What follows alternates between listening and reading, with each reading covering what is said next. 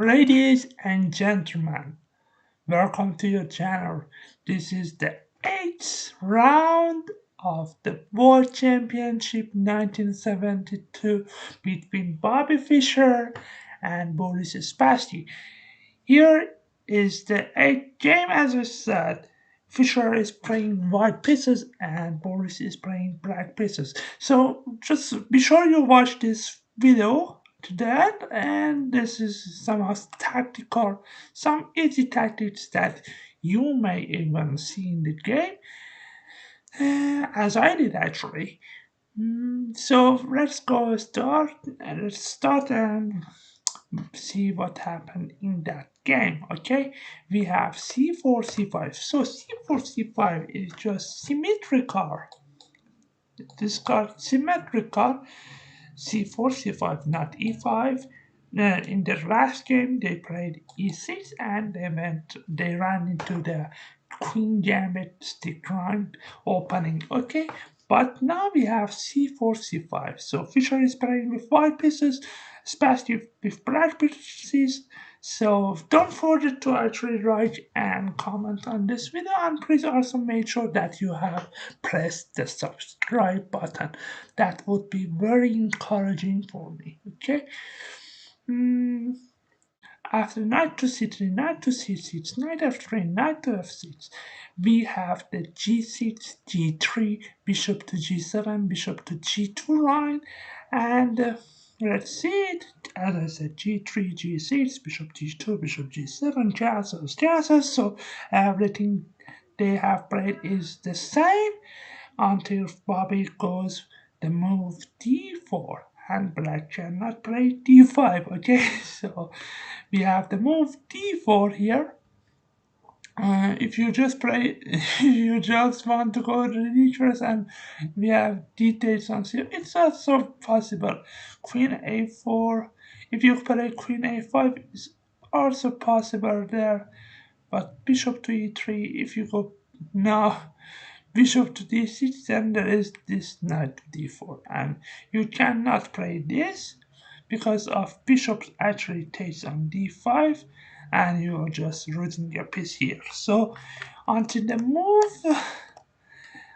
move 9, you can just play symmetrical and the same lines. Okay, so but after d4, Spassky just took on d4 with c on takes on d4, knight takes on d4, and knight takes on d4, queen takes on d4, and we have the knight variation, okay, exchange knight variation of the of the actually English symmetrical opening, uh, knight exchange variation. It is called knight exchange variation. So you must always consider something like this moves. So if you not play this, then queen simply just captures. Okay, so that's why d6 was just played, and now maybe this is threat to go here to put another pressure on this pawn. But first black plays bishop on e6 to hit this pawn once, then this idea is just a killer. So you must very be careful and cautious about this idea. So we have bishop to g5. Another interesting move was queen to d3. Just get away from this discovered attack. Sorry, this discovered attack by the knight quickly. And so that's why the computer suggests queen to d3. Just get away of the danger. Okay? Get away of the danger. So, but Bobby actually played bishop to g5. We have bishop to e6. Now this is the idea of Boris Spassky's move. He wants knight to g4, knight to e5 to take this pawn for free. That's why queen to f4 was played, but queen to f4 is kind of a bad move. So, a better move could be queen to d3. Again, getting away of these threats. Okay, so for example, after knight to g4, then you have time to play b3 and to strengthen your pawn. And you must get your rook over, for example, here to also get rid of this strong diagonal for this dark bishop on g7. So you must play somehow carefully here. Fischer played queen f4. It's inaccuracy but playable. We have queen to a5, and now this rook a to c8 is a threat to put another pressure. If you try to go b3, then I'll just take your defenseless knight on c3. So b3 is not playable, and actually the point of queen to a5 was that if you play b3, your knight will be hanging on c3. So you understood it, guys? I hope so. So that's why rook a to c1 was just played. Now if you play rook a to c8, I can play b3 now because I'm just guarding my knight with the rook on c1. So that's why rook a to c1 was just played. Boris Spassky played the move rook to b8 is now maybe considering rook after c8 to just control this spice and just to push and control. We have b3 anyway from Bobby. Good move. Rook after c8. As I told you, we have queen to d2. Uh, After queen to d2, we have a6. So black's idea is someone to go b5 in this position. Okay, so we have bishop to e3.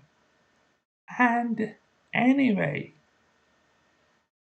Boris Spassky made the b5 move, and that's a blunder.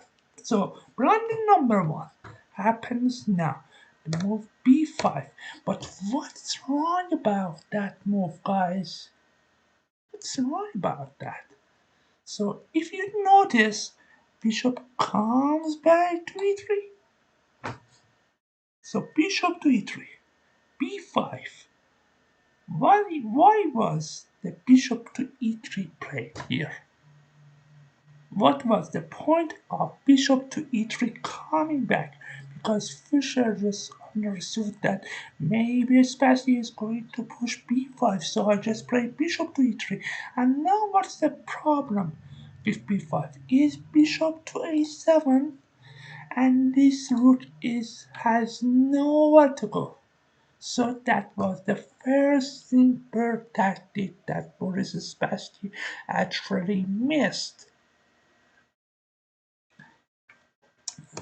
So b takes on c4, bishop takes on b8, which is the rook. Rook takes b8. We have b takes on c4, bishop takes on c4. We have rook f to d1. So another threat is knight to d5, which actually Boris Spassky missed this move too. We have knight to c7, knight to d7.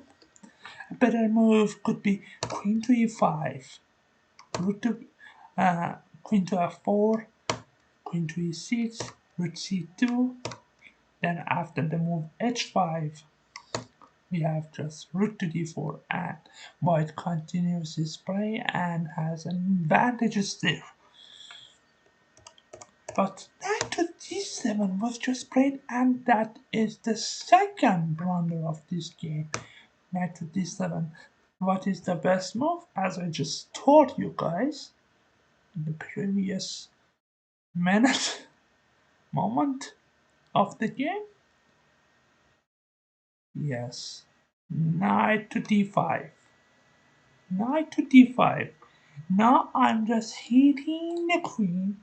I'm just hitting the pawn with check. I'm just hitting the bishop. So after queen takes on d2, knight takes on e7 with check, king to f8, rook takes on d2, king takes on e7, we have rook takes on c4. So we have one other pawn. So we are just an exchange up. So Boris is just in serious trouble. We have rook to b1 check, bishop to f1, breaking the check. After knight to c5, we have king g2 to g2, somehow unpinning the bishop. We have a5, e4, bishop on a1, f4.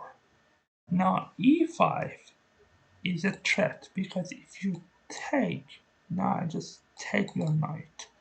e5 was not playable in the last move because bishop could take on e5. So that's why f4 and now e5 is just coming. So f6 to protect this square once more. We have rook to e2, king to e6, rook to c2, rook e to c2. We have bishop to b2, bishop to e2, bishop to b2, bishop to e2, sorry. h5. A better move could be bishop to a3. But anyway, this is just rooting for black, for Spassky.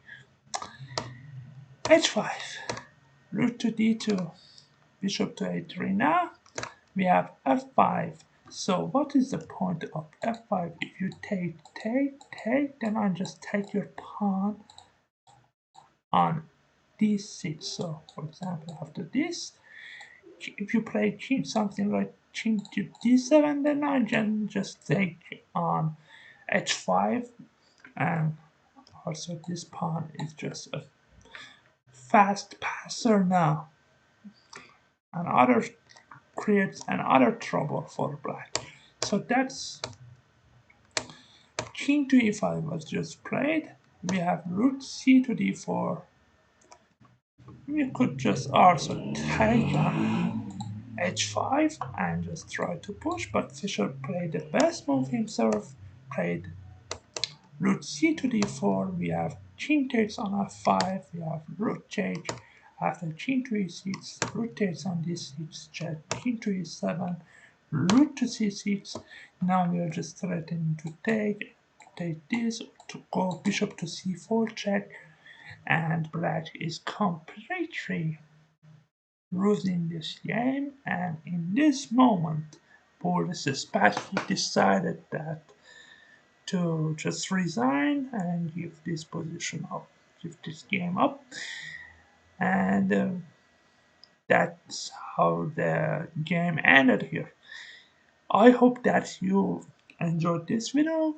Please like and comment on this video, and please make sure that you have subbed to the channel for more interesting videos on Bobby Fischer and Boris Spassky game. We have 53 games between them. So this is the game number 8. We have a lot job to do in the future series of this Legends match between Boris Spassky and Bobby Fischer. Thanks for watching. Goodbye for now. See you again later.